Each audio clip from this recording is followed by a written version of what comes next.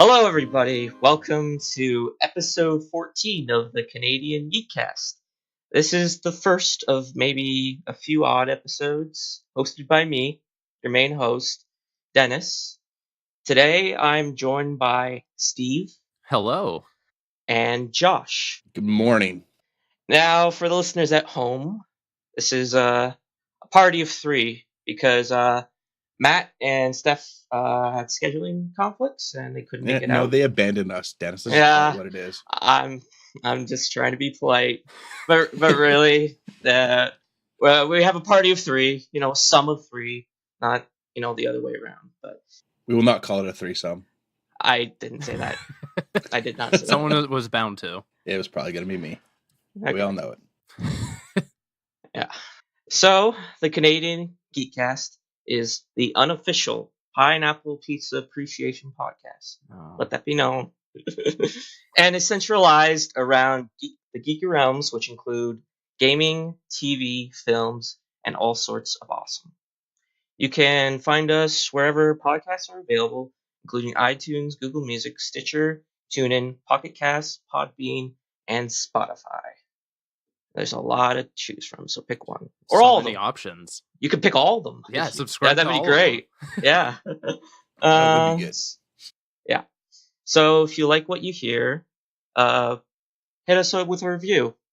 So tell us how great or good Or bad. or bad. We love criticism.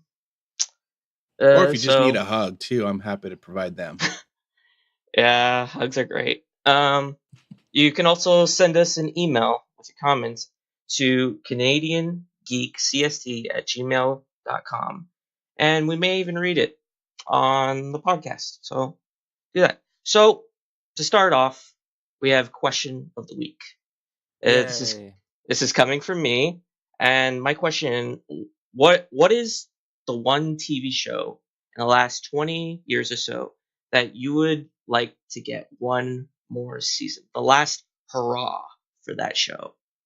So let's start off with Josh. Very easy one for me. It's The Sopranos. I don't care what anybody says. The way they ended that was effing terrible. Just, spoiler warning ahead. It cut to black and started playing Journey, for the love of God. Basically, how it ended was they had that last two seasons were terrible. They had Tony in a coma, and he was on some wicked acid trip during this coma, and then he comes out of it, and you think things are starting to fall apart, and then it looks like he's sitting down to dinner with the family, and they're at a diner, and then somebody walks in, or Meadow walks into the apartment, to the diner, and they're kind of foreshadowing that something's about to go down, and then it cuts to black. What the hell?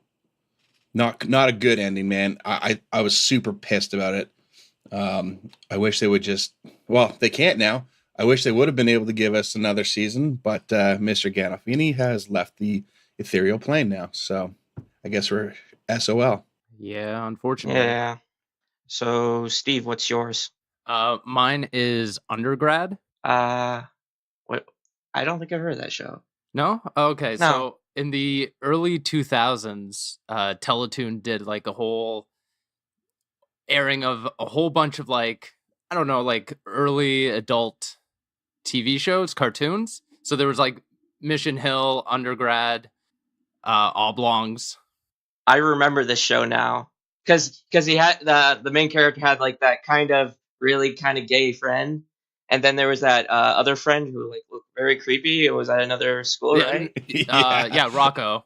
Yeah, I remember that show. Yeah, Cal was the one that you were. Yeah, I forgot about that. Good call, man. Yeah, I remember. That was awesome. I remember. He's like, Cal's like, hey guys. Hey guys. Yeah, good old Cal. Hey guys, what's going on, guys? Yeah. And yeah, we only got 13 episodes, and this is a show that I go back to on a yearly basis. I try to get anyone that hasn't seen it to watch it because I think it holds up quite a bit. The humor of it is well-rounded. But honestly, we just didn't get enough. Yeah. Ideally, it could have gone through the whole, each year being a college year. for Nitz and his friends. And I know that Pete Williams, who created or wrote a lot of undergrads, said that at some point he wanted to go back to it, whether it was like a comic book or bring it back to like a web series. Even a couple of years ago, he still wants to do it. I would love to get at least one more season. Good call, man. Good call. Yeah, it's either that show or Clone High. That was another one. Yeah, I love that show too. I'll put Clone High up there too, just because of the cliffhanger ending. Yep. And yeah, that ending ruined me for a while, and I couldn't believe that the show got canceled. Yeah. Well, the undergrads ended on a cliffhanger too, right? Like it had him a little bit, yeah. Jesse kind of kissed for the first time, if I'm not mistaken. Yeah. Wasn't that how it went? Yeah, I want to say that it ended like just before like the school year was ending, and yeah, I think it ended at a dance, something like that. Yeah. Yeah. Now I have to watch it. Thanks for that. Yeah. Everyone go ask for more undergrads. Yeah. Agreed. Yeah. What well, about you, Clone Dennis? High is not the show I would say, but it is a show I would want back. But I think the show I would want back is definitely Jericho. I love that show. Yeah. That's another good one. It is another good one because I don't know. You could definitely do another season of that with a time skip for sure. For sure. Yeah, because it ended like basically it ended like it's basically Civil War 2. Sure. Yeah. Yeah, I could. Yeah, that's a good comparison. Yeah. What a drag that was, man. Yeah, I just love Jericho because it was just like it was something that not a lot of shows were doing right now. It was, even right now in the political climate, America is going. It's very north and south heavy, of like two sides, and like it's literal in that because there really is like two governments forming in these like nuclear bomb attacks and like I don't know what to say. It's been a while since I watched it, so I can't really remember all the details, but sure, it's just a show I'd want back, but it's hard to do right now because like I think the main guy is on Riverdale. I think he's Jughead's dad, so I think he's pretty comfortable in that role because he's really good. Sure. But yeah, I'd want it back, like because I know when there was some inkling that Netflix could bring it back because they had I think there was just like a campaign going on for that. Massive campaign. One of my friends was like right deep into it too. I know because I started hearing about Jericho when Greg Miller and Colin Moriarty were at IGN, and they got me into it. And I binged like all 2 seasons of it. Like it's not much, but it was all good. I would just want more of that again, but I don't know. Jericho was actually kind of interesting because it was one of those first times that the community or the viewership really rallied around something like that and actually forced the hand of the network to bring it back. Yeah. That's happening a lot lately, but that was at least the first time I can recall that it was actually starting to happen for shows to get rallied back. Yeah, it was. It's same with me too. And like when they ended after that first season, I'm like, you cannot pull the plug on something like that. Like it had huge viewership, and they killed it so unceremoniously. And I honestly, when the fans started sending bags of nuts, like pounds and hundreds of pounds to the studio, I was like, is this really gonna work? And it did. Unfortunately, it only worked for like 1/2 season or something like that. Yeah, something like that. It was a short season, wasn't it? Yeah, it was. What a pisser that was. Yeah. Okay, amigos, this is it. Ned, big smile, Dusty. Just relax and have fun with it. Who's gonna have fun with it? We're going on to our first topic for the podcast, and you want to take this away, Steve? Sure. Yeah. So some friends from Intel invited me and Dennis out to go see some hardware. We got invited to go see 3 different almost brand new gaming laptops developed by Intel with MSI. There's a partnership. Basis of these pieces of hardware is that they're very high-end gaming laptops specifically for, I would say primarily for esports players. This isn't something that you would be purchasing if you are a casual player, if you're not really doing anything high end. Even I would go as far as saying like industry work, like editing, web design, anything like that. These laptops aren't for you. They're more for people who are on their computers for their job. So we went out, we saw 3 different models. The first was the MSI GS65 Stealth. The other one was the MSI GE73 Raider. And then the behemoth, the MSI GT75 Titan. Yeah, that the That thing's Titan got was me excited. yeah, that Titan was like I can't even understate how huge it was. It's so big, man. It was like, massive. yeah, 17-inch screen on that sucker with a 3 millisecond response time. That's absurd. it's personally the one I love the most because I tried VR for the first time on it, and it was Yeah, like you did. yeah, like I was kind of like poo-pooing VR for a while because I thought it was just a fad, to be honest. But Sure. after just playing Eternal Warriors VR on it, I was like, this is awesome, man.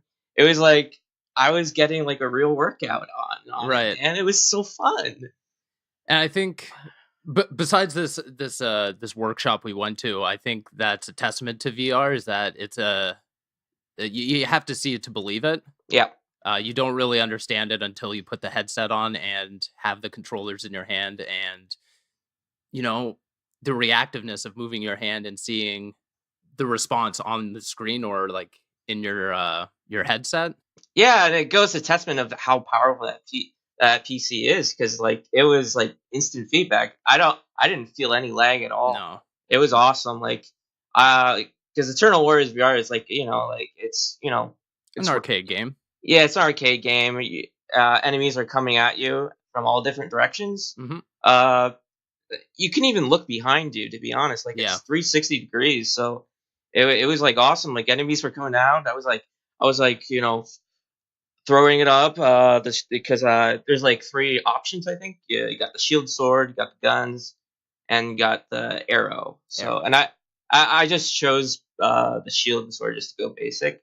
And like there was a lot of options because like you would think with sword and shield you could only attack at short range, but that's not true. Mm-hmm. You can hold down a trigger with your shield hand, and you can shoot a laser at enemies long range, and that's cool. Like And you can Iron also and you can also power up your sword to throw slash, and it's Right. like it was kind of cool. And there was like I don't know, like it was like a really fun game. I was really like again, I was getting into it, man. Yeah. It No, was no, it was a lot of fun to. Well, let's back up a little bit. So they Sure. bring us in, and they show us the stealth model and the raider model, and obviously they go through it. They're explaining the specs and everything, and they say, okay, well this one's running Fortnite, that being the stealth, and the raider's running Overwatch. Okay, that's pretty standard. We got our hands on it a little bit. The response time was great. Everything was running perfectly. And then they bring us over to the Titan, and they're walking through the specs and everything. And as they're doing so, I noticed right beside it they have the HTC Vive plugged Yeah. into it. So I had to cut them off. I'm like, is this actually plugged in to this laptop? Because I mean, I'm pretty novice in terms of PC gaming and PC setups in terms of like the Vive, the Oculus, that sort of stuff. I don't know the inner workings of it, but for them to explain to me that the Vive was running perfectly well on a device that you could just bring along with you to events or anywhere in your house, that blew my mind a little bit. And then it was really, really, really awesome to just watch you experience VR for the first time. Yeah. Because usually, I mean, for me, everyone that I've went to events, you can't see yourself playing it. You have the headset on, right? So to experience VR for the first time, that was really awesome. Yeah, because I can remember when they were, doing their talk for like, like 5 or so minutes before they ended their talk. I was like, I first noticed the HT Vive. And I was like, oh, what's that doing there? Yeah. And a couple minutes later, I found out why it was there, and it was a great experience. To go back to the stealth, that was a laptop that interested me because I think they were trying to sell it as a laptop for the gamer and the business person. Yeah, It's like exactly. it's a hybrid. That was one kind of interests me because like I haven't bought a PC since 2011, maybe not kind of my MacBook, but just the PC laptop. So that one kind of interests me because I don't see myself buying the $5,000 laptop. It's awesome. It's great. Plays VR very well, but Yeah. it's not something that I'd want. And like so like the Titan costs $5,000. The thin costs about $3,100, and the Raider costs $2,600. So Right.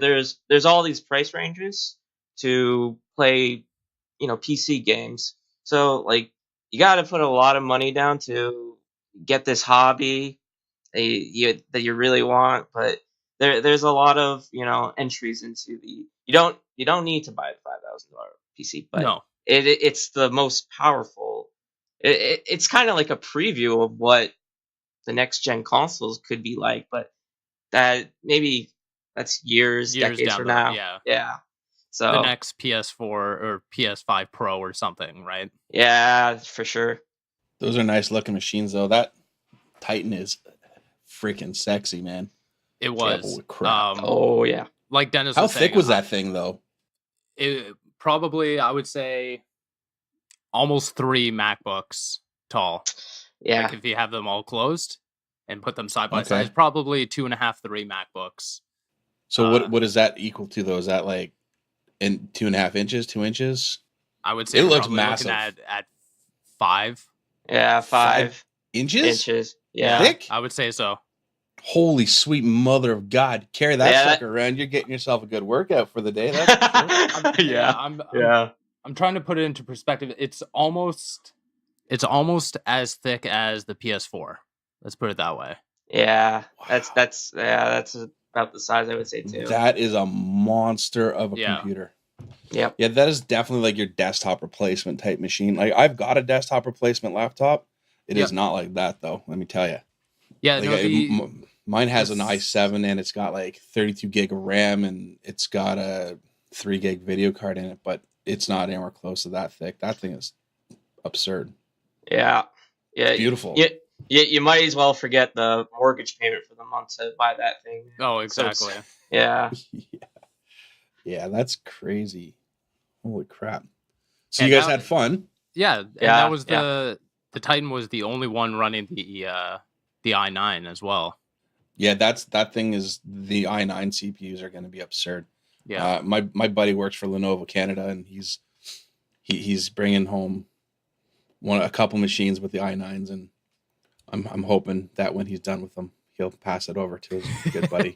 His good buddy Josh. That's right. Yeah. But Dennis, going back to your VR, it's pretty sweet, eh? Like it's neat. Yeah, it's really good, man. Like I really didn't have any expectation. Did you get it? Feel any motion sickness or anything like that? No, actually, because they were asking me, the Intel and MSI representative were asking me a lot if I was getting motion sickness. I didn't feel anything. I think I've only gotten motion sickness like once. That was like a long time ago when I was playing PS2 maybe. And I'm not really one to get sick because I love going on roller coasters. So it just says yeah.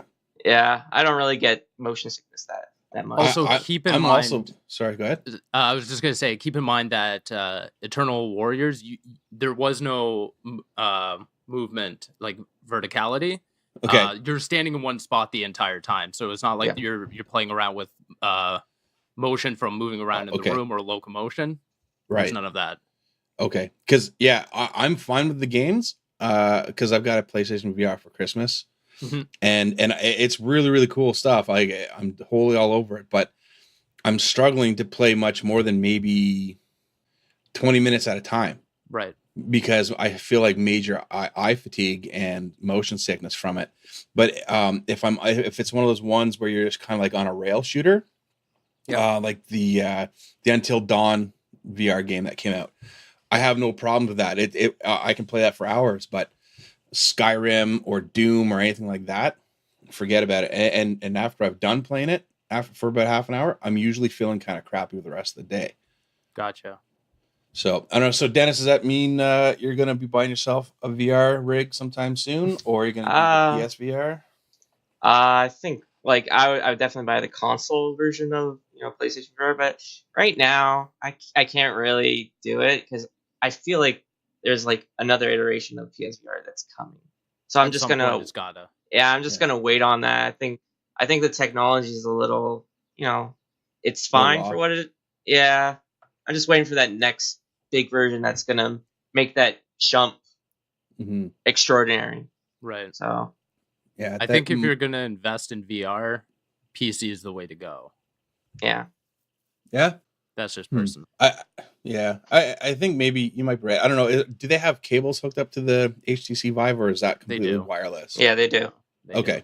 do. So it's not not much as different. cumbersome as the Oculus or the PS VR.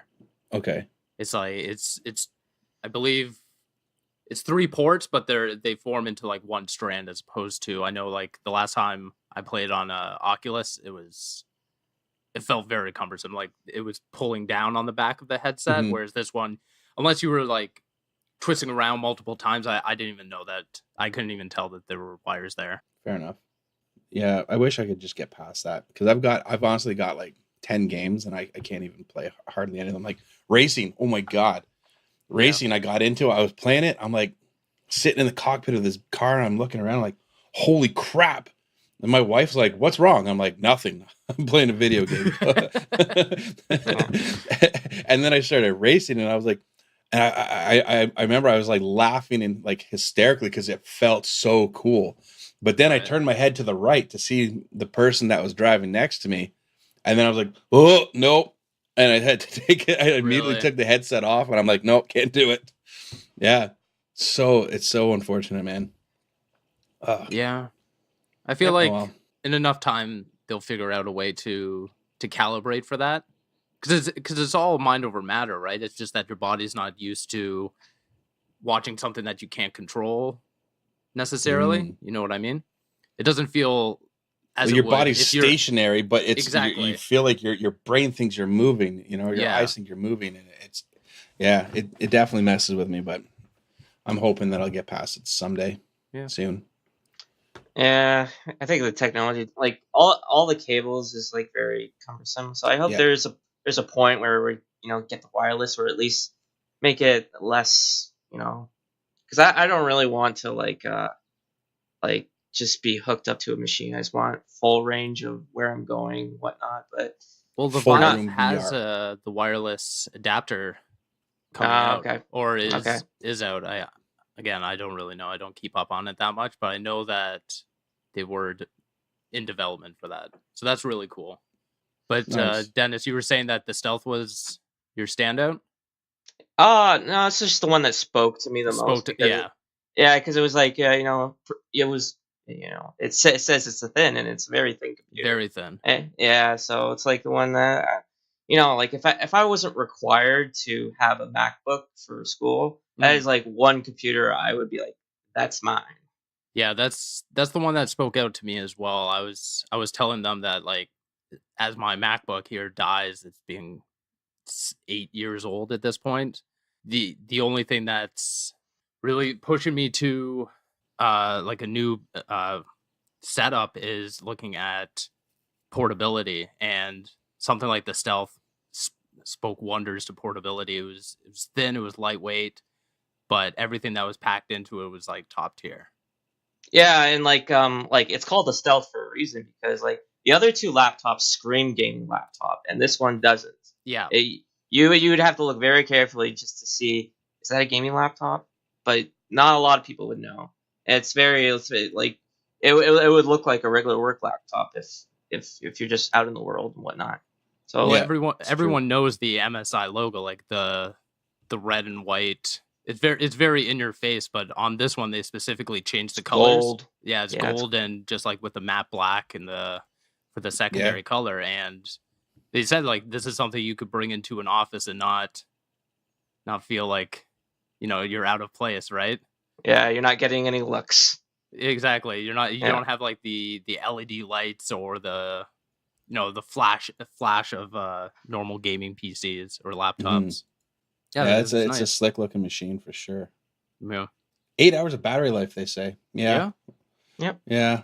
Probably only if you're using like Office. You're not getting 8 hours of life on any video game. Nope. That's for sure. I'm trying to remember, Dennis. Maybe you could. Was it It was the Titan that had the mechanical keyboard as well, right? Yeah. Yeah, that was really nice. I also remember them saying like at best you can get 2 hours of game time on Out the of Titan. the Titan. Yeah. Yeah. 2 hours. 2 hours. Well, it's still better than my Switch. Okay. But like I was saying, like you're not going out and buying the Titan unless you're doing something professional on it. There's no rhyme or reason why you're spending $5,000 to game on that monster. An airplane. If you're playing like little Steam indie games. I had fun though, Dennis. You had fun? Yeah, I really didn't know what to expect. I honestly was like, why did I say I was gonna come? and I had a good time. It was like my expectation was like it just got destroyed when the minute I put that VR on. Yeah, it's awesome. That's great. Yeah. I'm Lucky Day. I'm Ned Needleland. I'm Dusty Bottoms. And together we're the Three Amigos. Very nice. So, speaking of Switches, previously stated by Josh, we're going to talk about a prediction that Steve made, and it has come true. Yeah, you're already one up right now. We're here to talk about Pokemon Let's Go Pikachu / Eevee was announced for Nintendo Switch. And also, there's a little bit of Pokemon Go integration. It's making its comeback. There's a lot of Pokemon Go. Yeah, I just hope it's not too much. Because, like, Pokemon Go is what it was, but I just want a classic Pokemon game. I just don't want it to get in the way. So, like, it's not very shocking that this announcement came out because we heard trademarks were being made for this game, so it's not that shocking. Leaked images. Yeah. And it's basically a remake of Pokemon Yellow. We're going back to Kanto. Great. Yes. Yeah. Yes. Because I don't even think I ever played Pokemon Yellow. I was like, you had to choose either blue or red, and I chose blue. And I was like, and my parents were like, we're not gonna spend another money on another Pokemon game. It's the same one. But I'm like, you have Pikachu. But it's Pikachu. But yeah, I'm really excited. I'm pretty sure I'm gonna get the Pikachu one though. Eevee is what it is. Yeah. Pikachu's the mascot. You got to pick the mascot. Exactly. Not the one that has like 17 evolutions or something. I don't know at this point. It's too many. Yeah. But it is funny seeing the Pokemon Company try and make Eevee another mascot. They've been doing it for like the past year, putting Eevee on everything. I guess they have. So, Josh, you don't have anything to say about this now? I don't know what to say. Like, my kid has one Pokemon game. Mm-hmm. It's on her DS, and I think she's put in like maybe an hour or 2 hours into it. She's just not digging it. I don't think. Like, it just doesn't seem to be like resonating with her. Okay. She likes the cards though. She likes to collect the cards. She doesn't know how to play the game, and stupid me decided, I was like, all right, well, you know what? Let's look at this together and try and figure it out. I'm going to tell you right now, I don't understand kids' games these days, and I've officially crossed that threshold of becoming an old man. And I'm happy that you guys are pumped for this, and that fans of the series they seem to be rallying, because that's all I saw in my Twitter timeline that day. Yeah. That's great for you. For me, I don't think it's got really anything that's gonna catch my attention. that's right. Definitely has that nostalgia factor. Because like when Pokemon Go first came out, it was like a huge Yeah. nostalgia God. kind of like you couldn't find anyone who didn't have. I mean, I even downloaded Pokemon Go for at one point. But I was like, it's not for me. I was like, See, Yeah. yeah, It was. I mean, granted, I'm in the downtown core of like a huge city, so seeing like an entire city rally behind a mobile game was yeah. bizarre to me. Like just bizarre. It was a huge movement, and I mean, it's still going on. I still see people playing Pokemon Go Same here. at least a couple times a week. It's not that many. Sometimes I pop back into the game just to see if there are any events going on near me. Never is. Yeah, but I think the last time I saw somebody play Pokemon Go, I was like on the bus and was just trying to catch Pokemon while on the move. yeah. Yeah. So yeah. So about the Pokemon Go thing, we did install that onto my wife's phone because I was like, no, you're not putting that on my phone. Because then my kid's always going to want to use my phone and she's going to True. juice the battery. And you know what? Smart. I'm not okay Smart, with that. So I was like, all right, well, let's go into Merrickville, which is a small town that we live in. Right. So I said, let's go to town. And we have a population of, I think it's less than like 1,000 people here. Yeah. And we were down there and I swear to God, there was about 40 people walking around with their phones like this, going like looking around and then following it and stopping and, oh, look, I found this. I was like, really? Like, really? It actually did infiltrate itself into my little town, my sleepy little tourist town. And it wasn't even tourist season. Like, it was crazy. You're just out for Pokemon. They were. It was wild. And there's even this kid. He's like, hey, over here. There's some more over here. And he's yelling at my daughter. I'm like, who is that kid? She's like, I don't know. Just a helpful kid. Yeah. Yeah. Every now and then she opens it up. She's like, oh, slow down. Because we know there's a Pokestop over here. Slow down, Dad. I'm like, Okay. okay, fine. Be quick, though, because I'm going to only slow down to 50. Yeah. You know? For me, I'm actually super excited for this particular announcement. I mean, I was super hot on Pokemon Go for the first couple months. There were a couple aspects of the game that I wish they added in a lot quicker to keep me engaged. But I mean, now that I know that a Pokemon game is coming out in fall, that, you know, hell, I've got like, I think 30 or 40 Pokemon on my phone that I can just transfer over. If I'm going for a long drive, like if I'm on the bus or something, why wouldn't I just open it up again and see if I can catch one or two more to add to that collection? I think they started out their conference saying that Pokemon Go got downloaded 8 million times, or 88 million, something like that. So a lot of people. Let's just say that. So I think this is one of the smartest business decisions Nintendo's done, where they're essentially making, what you were saying, Dennis, Pokemon Yellow 2, but they're also kind of making a sequel to Pokemon Go, or at least, you know, the next expansion. Yeah, they're basically hitting two birds with one stone. Absolutely. And with, you know, they concluded the conference with the news that another a core RPG game is coming out next year. So why not just, you know, sprinkle the breadcrumbs and get all those people from Pokemon Go onto a Switch and then flip them over to become like core Pokemon players.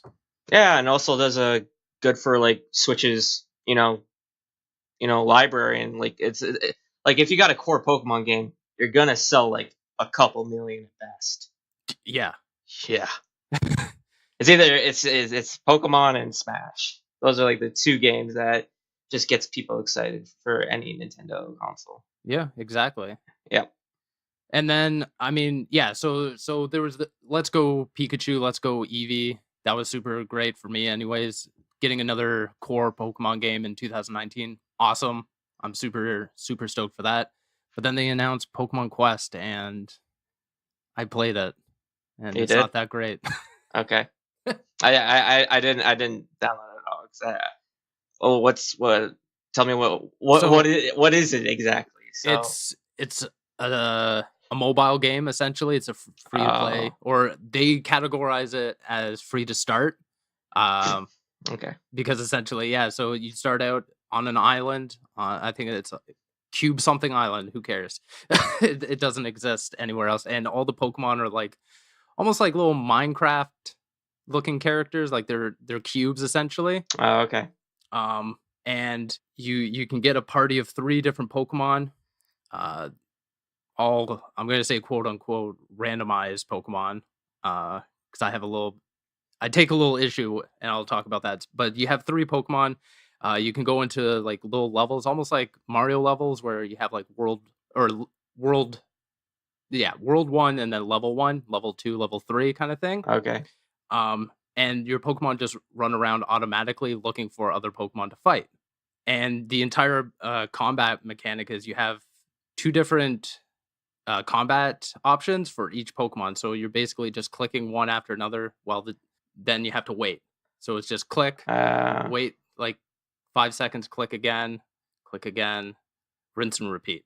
So it sounds exactly like a mobile game. It's a mobile game just built for Yeah. the Switch. You even have to, like, everything's touchscreen. Otherwise, you have to use your analog sticks to drag a cursor around the screen.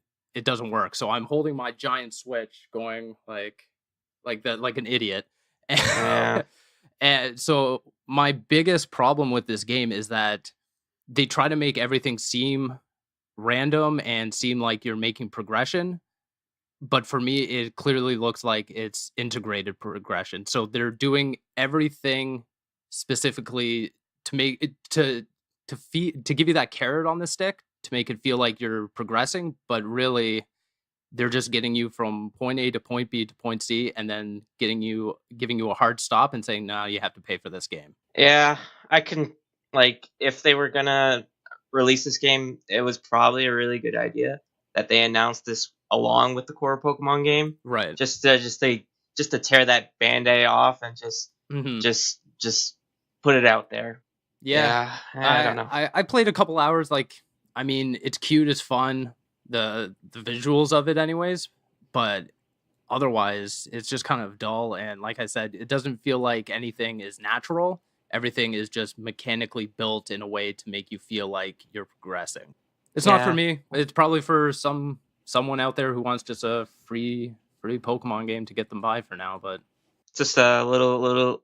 I don't even know if the street's like bad food to just have now. Just wait for the good stuff. exactly, Yeah. I think that's the best analogy. Yeah.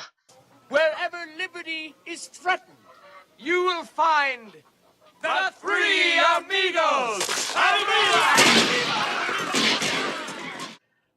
So we talked a little about like leaks. This Pokemon game was leaked a little, and now we're just gonna talk about E3 leaks in general. I know Josh brought this up, so you want to handle this one? Yeah, so I mean, we've seen some pretty big leaks leading up to E3, which is, in my opinion, an absolute shame. Mm-hmm. If you're one of those people who happens to come across something, keep it to yourself. Don't be a dick. Some of us actually want to enjoy the press conferences that all these companies put a lot of effort and blood, sweat, and tears into showcasing their surprise announcements and things of that nature. Just let them have their fun. Let them do their time. Like, they Right. put in a lot of hours into this stuff. Just don't be one of those a-holes who goes and decides to ruin Christmas for everybody. It's idiotic. Stop. And I'm starting to wonder, like, are we maybe getting to the point where maybe these companies just won't do it, right? Like, Yeah. maybe these companies, because let's take a look at what happened with Walmart this year. Sure. Yeah. Right? Accidentally, they released pretty much everything. Like, they blew the doors open on E3 leaks. And there were some games on there that people were like, oh, I didn't think that was coming, or that game, okay, a lot of them were, yeah, whatever. We know that they're going to come. They happen every year, or we've been hearing about it for years that it was on its way. Yeah. But they're like, one of them was Assassin's Creed. And everyone's like, oh, what's this? And I guess somebody this week was like, oh, hey, look, I found a keychain with a new Assassin's Creed logo on it. Check it out, everyone.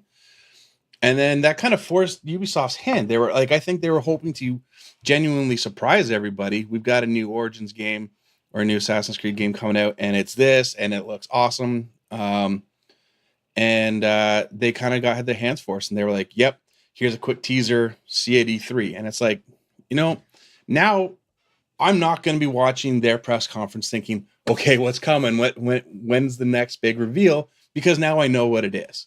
Right. There still could be more, granted, but I mean, I don't know. What do you guys think? Do you think that it's getting to the point now where this company should just stop, just leave E3, don't bother with the press conferences anymore? If you want, you release the information when you're ready to do it. Don't put all the extra time and money and effort into these big showy showcases, and in broadcasting them and all that other fun crap. Like, do you think it's getting to that point now where they should just do what Microsoft did when they announced the Xbox One, and what Sony did or does with the PlayStation experience every year? Like, is that what we should just be doing now, and letting those third-party companies go and showcase at those Microsoft run or Sony or Nintendo run events that they do?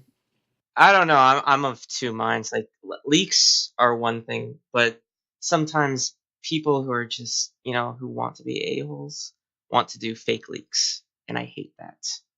They put this expectation that this game is coming out, but it's not even real. They just, they just went into like their Photoshop or whatever they did just to create something. It's not even going to happen. So, like, it's also with the game industry. It's a very secretive industry. Everybody knows what's happening, but they can't say what's happening. Mhm. And yeah, like, I don't like it as much as the next person, but I don't know what to do about it. No, I wish it can stop, because I like being surprised too. I hope there are some surprises at this E3 that wasn't leaked. So, well, even like Bethesda with Rage, right? Like with Walmart's leak, when they dropped the Rage information was in there, they the official Rage account kind of had a little bit of fun with it, and they said the box art's way wrong, guys, and so's the color scheme.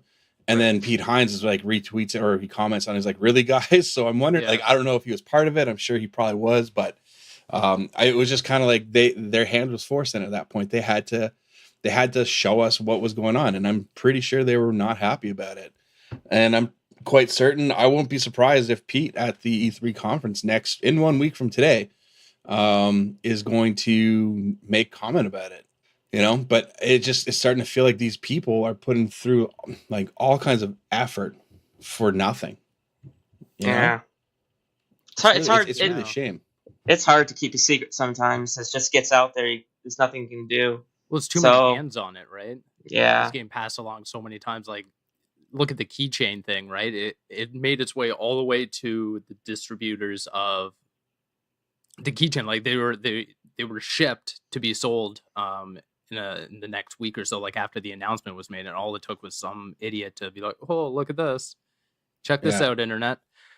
Going back to the Rage thing, I think it was either Pete Hines or someone came out and said that regardless if Walmart made that leak or not, they already had everything in place to release the game, like release the announcements ahead of E3. They said that they were going to do it within a couple weeks. I think the Walmart leak was an educated guess, and they just happened to guess Rage 2. You think so? Right? They seem to have been awfully right on a few things so far, though. Like, too right on too many things. They were too right on a whole bunch of games we already knew about. If the Assassin's Creed game wasn't more than an educated guess, why wasn't it called Odyssey? Why was it just called Assassin's Creed? Yeah, there was also Forza Horizon called Forza Horizons 5 and not 4, right? Yeah. It just seemed like they were putting in like either placeholders or something like that. But I think it could have come from the point of sale system, because it would have been put in there as a placeholder, right? Right. And when I worked at Future Shop way back in the day, when there was a thing called Future Shop, we would have placeholders for, say, a game coming out. Right. And it would just be a placeholder, and it would say, let's throw an example, new Assassin's Creed or Assassin's Creed 2005 or whatever. Mhm. It'll say something like that. So it could be that was already in their point of sale system because the distribution already knew. Right. No, I'm totally on the same page with you. I'm more or less coming from a mind of these were just educational guesses, making these placeholders so that, after E3 they could have been like, okay, well, we have all these pages set up. Not, okay, we know Rage 2 is coming. We know another Assassin's Creed game is coming. There are some of those games that were definitely educated guesses. I think Rage 2 was, One of them. I don't think so. I don't think so. There was another game that wasn't, because the new Lego DC game, Right. It's in the title, and I don't think that was an educated guess. So We knew that one was coming. Yeah. Though. Oh, it did? Yeah. Okay. I don't know I knew that one, but maybe. Another one is Gears 5.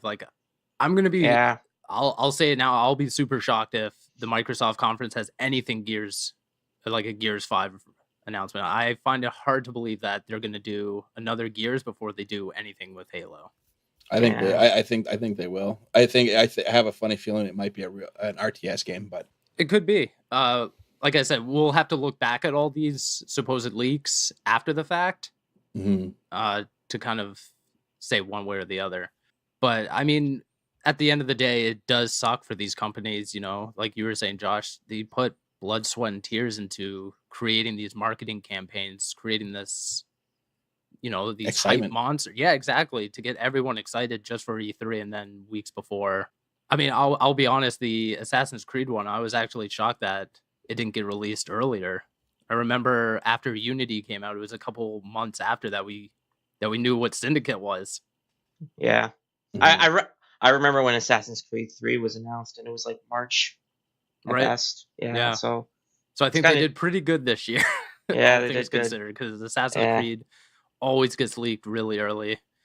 Yeah, and I kind of hope it doesn't come out this year. I don't really have expectations coming out this year. I already talked about this with you guys in the group chat, but I think it would be a smart move to release Q1, Q2 2019, because that seasonal is getting bigger than fall is right now. Right. Because fall is huge, but that release window around that anytime before E3 is a good time to push for a release day of that kind of game. Yeah. Yeah, I like that. I like that we almost have 2 seasons now. Me too. Because it's too much. It's too much, man. You got everything coming out. I think starting in August right through until mid-November, you've got at least one game a week, sometimes 2, and it gets to be too much to keep up with, especially for money, for time. And then I like having, September, October, let's have 2 good strong months. Let November just kind of maybe a couple good ones. And then December, give us a break like they do. And even give us a break in January. And then I think, a February, March, April is a that's perfect great time. Yeah. And then kind of, temper it off before E3 again. Yeah. Yep. Yeah, and then just build the hype through the summer, because nobody wants to be inside. Well, maybe you guys do, but no. I don't want to be inside. I don't have time to be inside during the summer months. You know what I mean? Just let me enjoy the short, nice window of weather, and then put me back on my ass come September when I'm, looking forward to my new hibernating. Yeah, hibernation time. Josh, you brought up a question of would you rather see little leaks, kind of for me, I really enjoy both sides of the coin. I enjoy building the hype up to speculation, just like we did with predictions and everything leading up to E3, but I also like the other side of it, where these companies can, if they decided to, do their own thing. Look at the Fallout 73, was it 73 76 76, thank you. 76, that was awesome that they were able to create this, this confusion, this hype and everything all around just a live stream. That was fun. Of a bobblehead and, the television screen. That was super fun. I really liked going into chat every couple hours and seeing, oh, did a balloon move? What's the watch doing there now? That was awesome, right? I really like when they can have fun, but you can't do that if Fallout 76 is going to be an E3 showcase game, right? They would just come out and be like, oh, here's the trailer. enjoy it. And whether or not we'll talk about it this year or next year, it's up to us, right? I think they said it was going to be at E3 though, didn't they? No, they did. But I'm saying if they didn't do this like live stream beforehand, then all you get is the trailer at E3, right? Maybe. Because the cat's out of the bag at that point, right? There's no further speculation. You can't do a live stream after the fact. Yeah, but do you think they could have just been like, you know what? Enough of this crap. Like, this is our biggest thing, and a lot of people are already speculating that it's happening, or that some people claim to know that it's happening. Why don't we just get ahead of it, and then we'll create a little extra hype around our E3 press conference and give people what they want, which is the reveal, like officially from us, instead of some yahoo dropping it on us and ruining our fun. It works both ways, in my opinion. Yeah, it does. Yeah. Well, I just wish people would stop this crap. Yeah, I don't think that companies should be, beholden to always waiting until E3. I like it when companies can do their own thing, but at the end of the day, I really do stress the fact that it should be on the development, the publishing company's terms, rather than a stupid leak. Yeah, for sure. Yeah. But that's why I asked, like, is it now getting to the point where maybe E3 is not as relevant as it once was for these big reveals? Maybe do they just stop putting all that extra money into these big press conferences and fan showcases at E3 and just do their own thing? Yeah, I think that's every time we have an E3, that question is always asked, if E3 is relevant nowadays.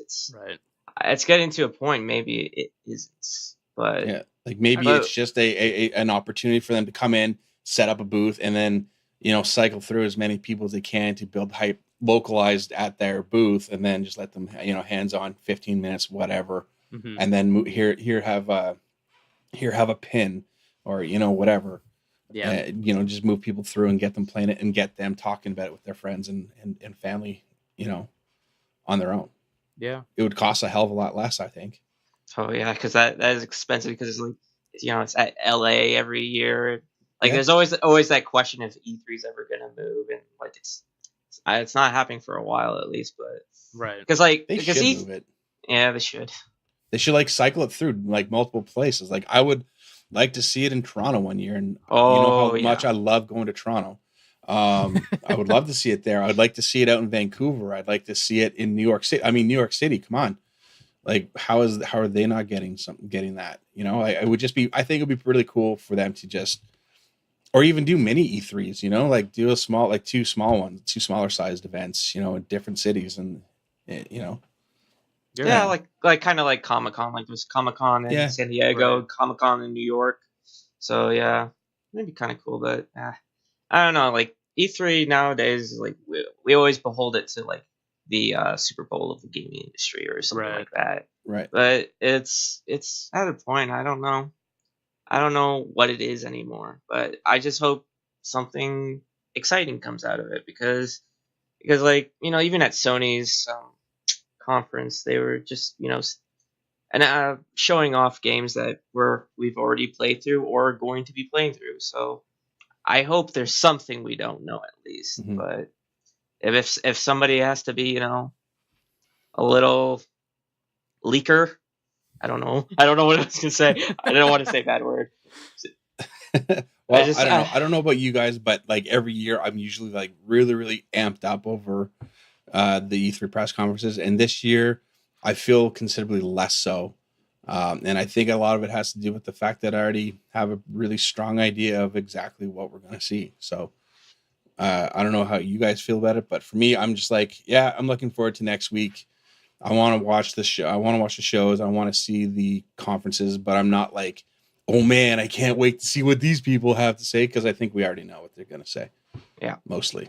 And it's really disappointing for me. Yeah. I mean, I still think that there's going to be a great number of surprises coming out of each conference, but it does kind of hinder the overall experience knowing 2/3 of what's coming out. Even when Sony was like, no, these are the games we're going to show, I was like, well, why couldn't you just keep that a secret? Yeah, I agree. It would have been nice, but it is what it is. Yeah, you guys want to move on now to the next topic? Yeah. Sure. So, okay. Oh, great! Real bullets! Well, I'll keep this. You're in a lot of trouble, mister. Next topic, we're gonna be going a little away from video games and talk about, what this podcast is actually about, Geekcast. So we're talking about a little TV, and we're talking about a show that we've all watched.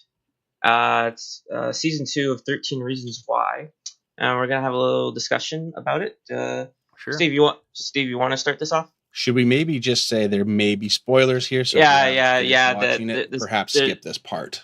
Yeah, It's there's definitely going to gonna be spoilers. Spoilers, yeah. Yeah, so 13 Reasons Why I binged through it over the long weekend that it came out. I wasn't as impressed as I was with the first season. The first season, to begin with, like, my girlfriend told me about it, and I was like, this sounds super depressing, super sad. I don't really want to watch that. I don't want to get like bogged down with that kind of like emotional baggage at the time.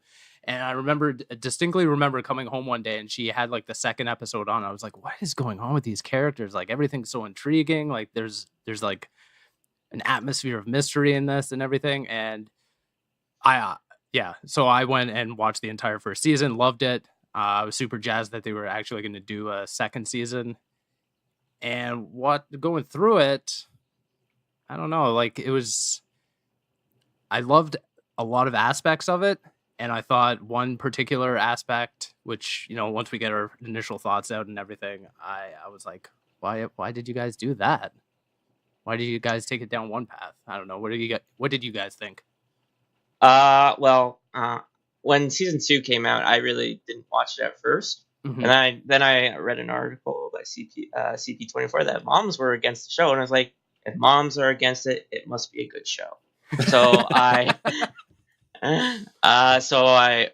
binge watched through season 1. I loved season 1. It was like it had a lot of this mystery, like who had these tapes right before the main character had them, and it was like where is this going? And like right.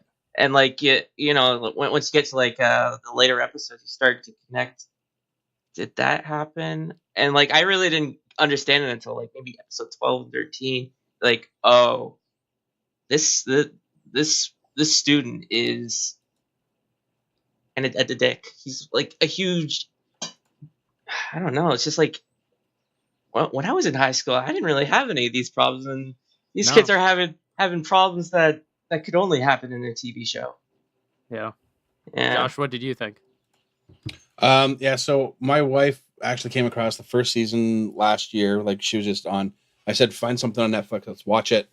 Yeah. And I guess it was right on my Xbox. It pops up, and it was the first thing up top, and it was given a preview for it. So she watched it. And by the time I came back, she's like, we should check this out. So I watched the trailer for it. And like you, Steve, I was like, it seems like it's going to be really heavy, and I'm in a really good mood right now. Yeah.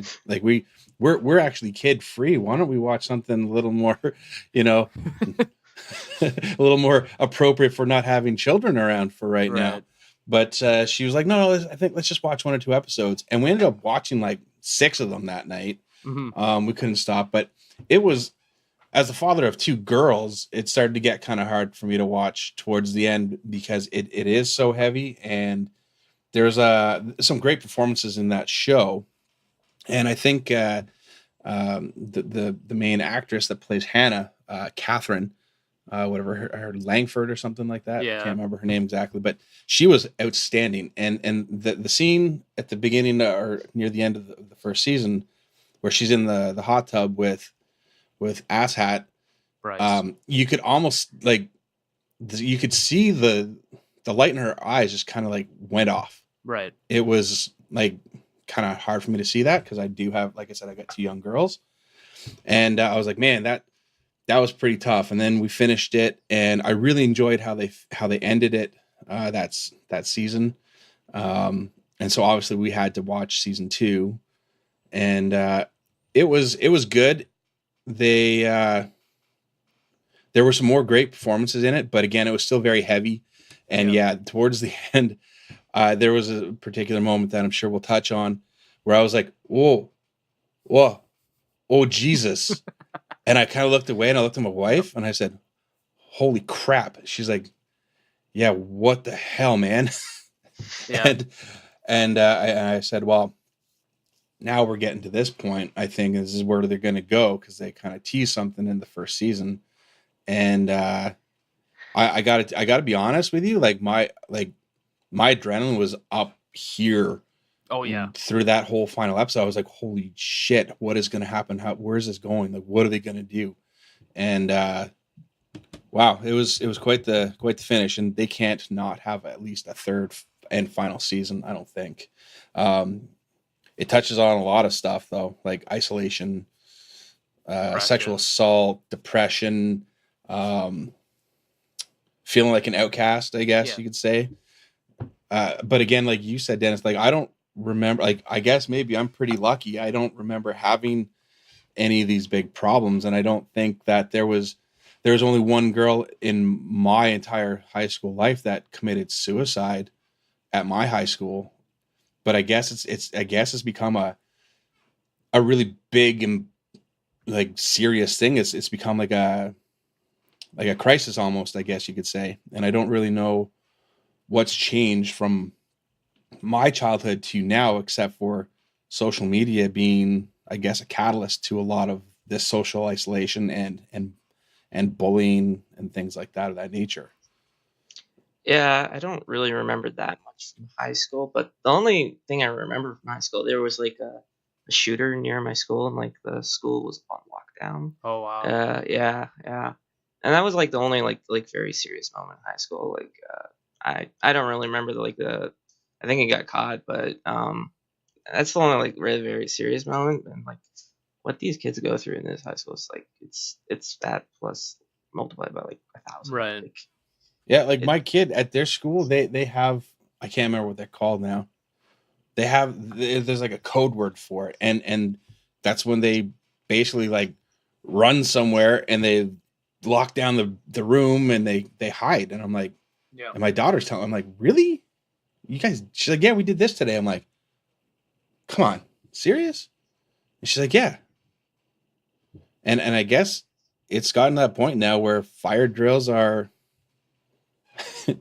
you know, and shooter drills, I guess, lockdown drills are becoming a thing where it's, you know, it's just as commonplace as doing a fire drill with your classmates, I guess. I don't know. Like, I know in the States it's real bad, but I didn't think that up here was supposed to be like that too. No, but I think it's important to just educate. Yeah. Just for the sake of it, right? Yeah, because like the mothers who are, they're just trying to get away from the conversation, and I don't think that's a good thing to do. Like even in season 2, like there were some really great performances, especially at the testimony. Right. I especially remember the student counselor. I was like, yeah, man, that got me. Like you know, I'm a pretty emotional person, but like it takes me a lot to get very emotional about TV, and like just hearing him say that, like, you know, his performance was bang on. Yeah, who's to blame in, you know, Hannah Baker's suicide? It was really good. There was performances great around all the show, man. Like, I agree. There's one character I especially love, like his character development through the 2 seasons, and that is like Zach. You know, the big guy. Yeah, I love him. Like he wasn't like the other jocks. Right. He was so unique, and I think he's like my favorite character. He only got better in season 2. Yeah, he did. Yeah, he was Ross Butler. He actually was Reggie on Riverdale for season 1. That's right. And he had to actually step down from that role because there was going to be too much of a conflict, because he was about to become a series regular to 13 Reasons Why. I really like the guy too. I think he's quite a good actor, and he's got probably a pretty bright future ahead of him, I think. Yep. Actually, I think all of them on that show really, like, as far as the younger cast goes, I think they've all got incredibly bright futures for them in their acting careers. But The one guy who is going to have maybe a little more of an uphill battle is the guy who plays Bryce. I think he's gonna maybe be typecast as a bit of a dick, and it may does it not very it may well, follow to be him honest. around everywhere he goes, just like Superman followed Christopher Reeves, right? Yeah. Well, Yeah. yeah, he was essentially almost playing the same character on Preacher.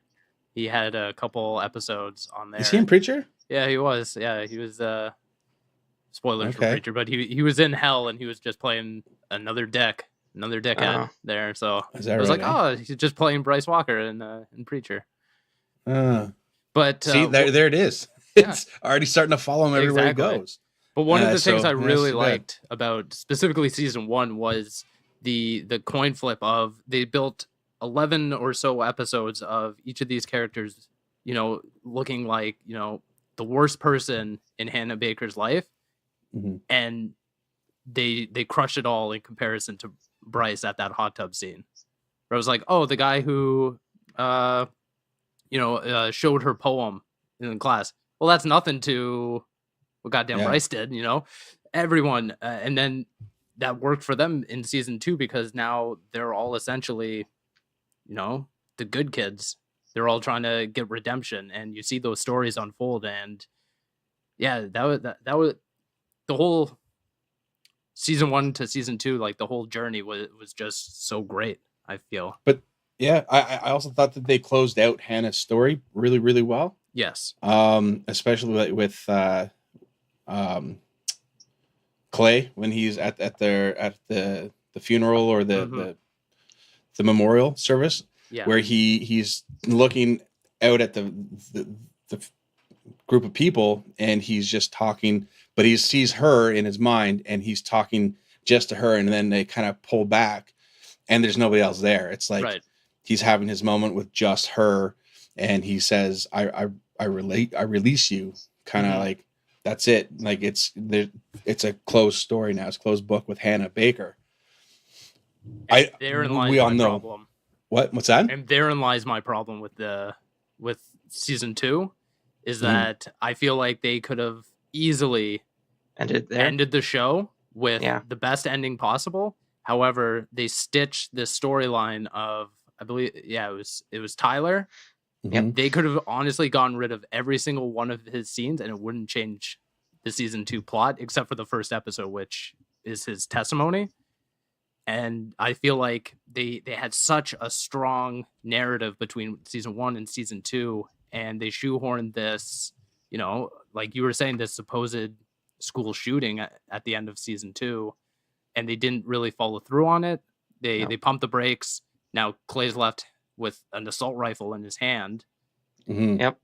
But it just didn't have that powerful punch to it, which made me want a season 3 to follow the storyline. I would have rather them say, look, he now got over, he released Hannah. Everyone's in, somewhat of a better spot after this horrific incident.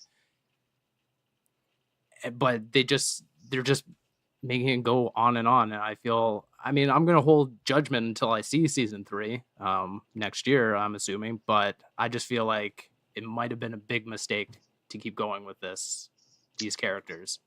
Yeah, Tyler's kind of that weird character because in season 1, at one point you show him going through his camera stuff, and then there's like the secret compartment and you see guns. Right. Mhm. And I was thinking through watching season 2. I was like, there's gonna be a school shooting. I was like, there's gonna be a school shooting at some point. Yeah. And like what those jocks did to him, like at the last episode when he comes back from his enlightenment, if you could say that. Sure. It was like that was freaking harsh, man. I don't blame him. I don't blame him for going to the extreme, but he went there, but the show didn't really go through with it. Right. I mean, it's definitely a hard subject to do, but at the same point, like they tackled, a suicide in season 1, very heavy material. They showed a suicide in season 1, again, very heavy. But then it felt like they pumped the brake way too early during that last episode. and Yeah. didn't follow through. And I just feel like, well, what's season 3 going to be about? Like, is it going to be a narrative saying like, and educating the audience to school shootings? Well, the school shooting didn't really happen, right? I just don't feel like it just has that narrative fortitude to go through with an entire season based around that. Yeah, it's gonna be interesting because I don't know if season 3 has been announced or not. Yeah, I'm not really Yeah. sure either. But Christian Navarro, who plays Tony, like when he comes, he comes ripping up in his Right. car, and he yelled at the guy to get in, at Tyler to get in the car and take him away. He's still strapped. Like the kid is still strapped with weapons. Right. He had handguns. He just gave the assault rifle to Clay. Sure. Like if I'm Tony, I guarantee you I'm not pulling that kid into my car because he's not well at the moment, and I don't need that other crap hanging over my life for the rest of my life too. That guy, I don't know. I don't know how they're gonna go. I kind of feel like they're gonna try to, I don't know, help him out, or I don't know. I think it's gonna become Tyler's season next year. I feel like, if there is gonna be one, I'm pretty sure there will be though. Of course. But I think it'll have to be the last one. Like I don't. Yeah, I really hope so. I think so too. Like just to end, like trilogies don't really end well that often, but I hope they end this trilogy of seasons and in a good way. So Yeah, I think they kind of need to. They kind of need to. Yeah, it was really good. It was still pretty hard to watch. But also like there's the whole Jessica story too. Right. And Justin and like how he's Alex, he should be having a happy ending right now. Like it should, life should be good. But they did show his stepfather who saw where he was. That's true. So there's like that whole other family dynamic thing that's going to happen too, right? Yeah. I'm intrigued to see how they handle that. Yeah. Yeah, there's a lot going on. There's apparently a lot going on at that school. Yeah. Yeah. In California. Where are all the teachers in this school? That's the one question. Like, you never see a teacher. Their heads in the sand. Yeah. I don't know. It's just, but it's kind of like that. I guess it's kind of like that in real school. Like the teachers to the kids, they're not really there. I mean, like they're just around, and they're not probably as, in tune to what's going on, or maybe they are in tune to it, but they just can't be bothered to deal with it, right? Because they don't want to get their hands dirty if something goes down, type thing, I guess. Yeah. I'm not really sure. But anyways, it was a good season. It did have a few holy crap moments. It was definitely raw and hard to watch, but it's, I think, conversation that should happen more. 100%. For sure. And it's getting us talking about some of those harder things, like I said. I do appreciate the fact that in the I think it's this beginning of the first episode, they have that, like, if you're experiencing any of this, reach out, find support and stuff. I think that was really powerful and good on them for doing something like that. Because sometimes you just need to talk to someone else to talk to. I think, right? Would you say I have a plethora of piñatas? A what? A plethora. Oh, yes. You have a plethora. So on a depressing note, let's get into the game releases. Woo! Yes. Lighten this up, Dennis. Make me happy. Take us home. I'll try, because these are the game releases from the 1st to the 8th, because we did the E3 predictions, and I'm gonna try and get through a lot of these pretty fast, because Let's do it. we're going pretty long, to be honest. Good conversation, though. Yeah, it is a good conversation. So the first game coming out is Earth Atlantis, coming to PS4 and Xbox One on June 1st. After that, Illusion: A Tale of the Mind, PS4, Xbox One, PC on June 1st. So some of these games have already come out. Now to the games that haven't come out. The first game is Vampire. I do want that. Why? Yep. I'm looking forward to this. It looks good, man. Like I like action RPGs like these, and like I've never really seen like a vampire game. Like Well, then Come you never this played way. Vampire the Masquerade. It's hard to play games right now with what's coming right now. But it's And, an old uh, PC game. You should be able to run it on anything right now, too. Yeah. And it being developed by Don't Nod has me extra excited. Yeah. Agreed. Next is the controversial fighting game Les Blue Cross Tag Battle coming to PS4, Nintendo Switch, and PC June 5th. Sorry, So why is this controversial? Because when this game was officially announced, they announced that the base game, like this has 40 characters, and the Right. base game has 20. Dope. All the other characters are DLC paid. That's what happened initially. Okay. Then they announced that they'll make 2 characters free, and now it's 18. Because It's not 50%. yeah, Sorry, say that again. Say what again? What you just said, they decided what? They decided that two characters will be free, and 18 will be paid. Oh, that's really nice of them. Yeah, and this game brings like 4 franchises together. So, Blaze Blue. There's one I've never heard of it. Then there's Persona 4, and then there's Ruby. Ruby, So yeah. the 2 characters that are free are the 2 Ruby characters. So Ruby, Wise are in the game, and Blake and Yang are the free characters.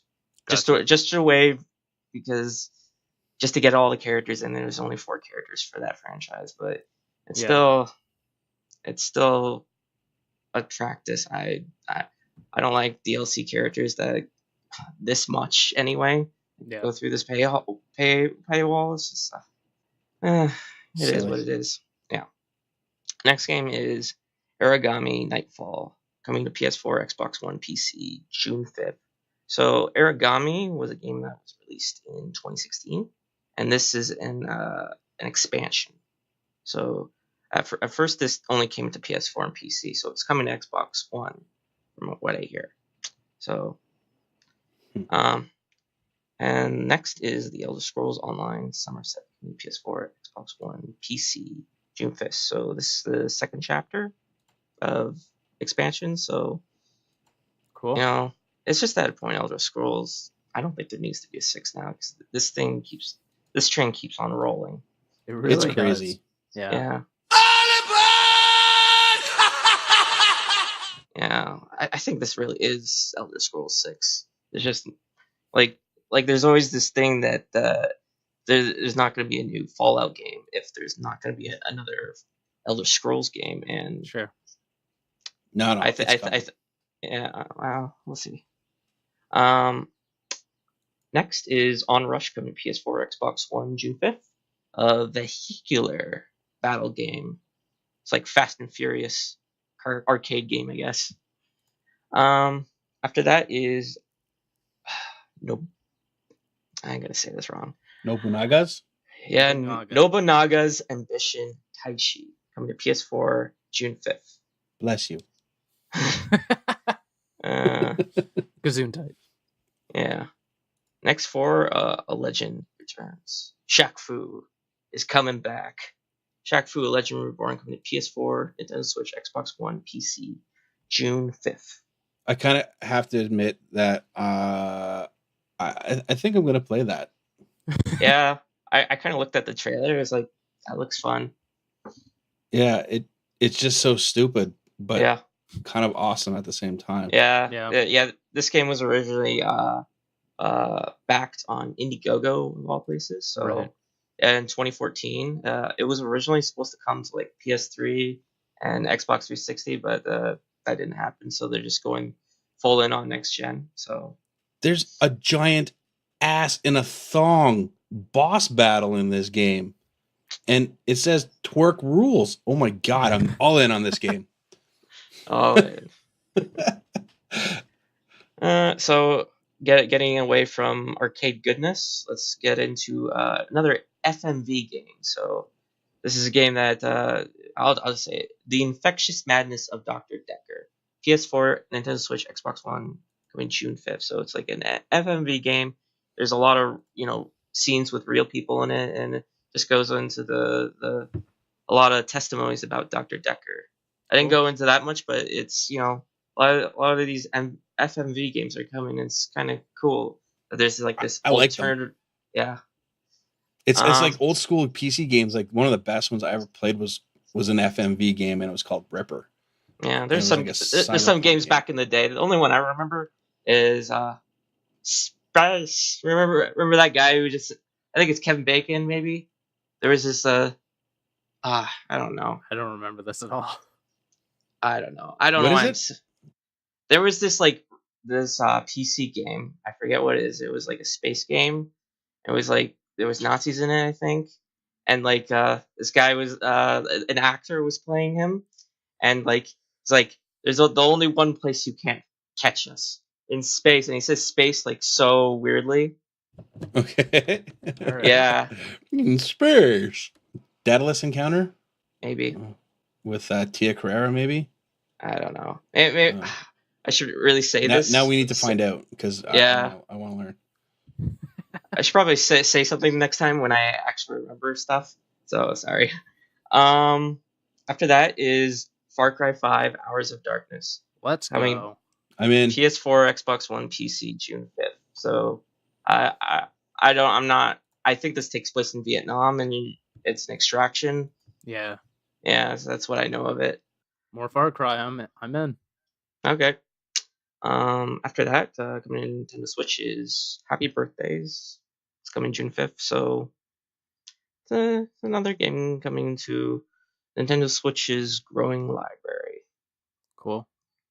After that is Shape of the World coming to PS4, Nintendo Switch, Xbox One, and PC. It's coming to PS4 and PC on June 5th, while the Xbox One and Switch version is coming on June 6th. Mm-hmm. Yeah. I got to play a preview of this, and the music and visuals of this game is just beautiful. Yep. It's just like an exploration game, but whew, Yep. good on them. I think it was like Hollow Tree Games in Canada. I think Vancouver or something that developed this game. Yeah, it looks cool. Yeah, it looks very good. Yeah. After that is Hamrick coming to PS4, Xbox One on June 6th. After that is MotoGP 18 coming to PS4, Xbox One, PC on June 7th, with a Nintendo Switch version coming at a later date. After that is Flashback Remastered Edition for Nintendo Switch coming June 7th. Also next week, the original Flashback, so this is all for like the 25th anniversary, is coming out next week, so I'll mention that in the next episode too. Cool. After that is Banner Saga 2 coming to Nintendo Switch June 7th. And last, but certainly not least, a game that I know Paul Hunter, formerly of Best Buy, the gaming editor, is very high on this game. So it's Sushi Striker, The Way of the Shushido, coming into Nintendo 3DS and Switch on June 8th. You like the way I said Shushido? Yeah, it was great. It's good. And that is it for game releases. Sweet. Awesome. So that wraps it up for this episode of the Canadian Geekcast. Not bad for matinee. Damn it, I forgot a line, though. Never pick it up. Never noticed it. So if people wanted to find you, well, not find you, that would be weird, to be honest. If they wanted to connect with you online, where would they go, Josh? You can find me at pixelserial.com or on Twitter, where I'm mostly there. That's at Xbox Canada. And Steve? You can find me on Twitter at svegvari. And you can find me on Twitter at hunter/13. So you can chime us with Twitter questions. And maybe you'll have a question that we'll answer on this podcast. So you can even suggest it, and we'll answer it on a future episode. So please tune in next week, and we'll discuss more things geeky and why pineapple is the greatest topping on pizza. Wow, you're so terrible. You are absolutely right. Yes. Again, the unofficial Pineapple Wrong. Pizza Appreciation Podcast. This has been the Canadian Geekcast. and see you later. Bye-bye.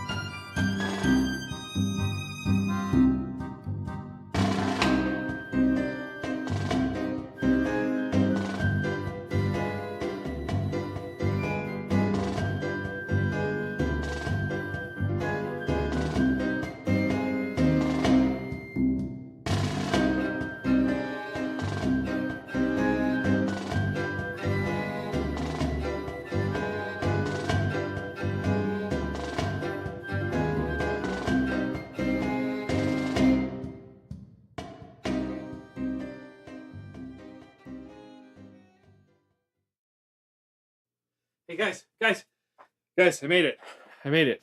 What? Where is everyone? What? Oh, all right. I guess I missed the episode. What's this here? All right. Let's see what they were talking about. Okay. Canadian Geekcast. Not some threesome. Unofficial Pineapple Appreciation Podcast. Oh, Dennis, you'll pay for this.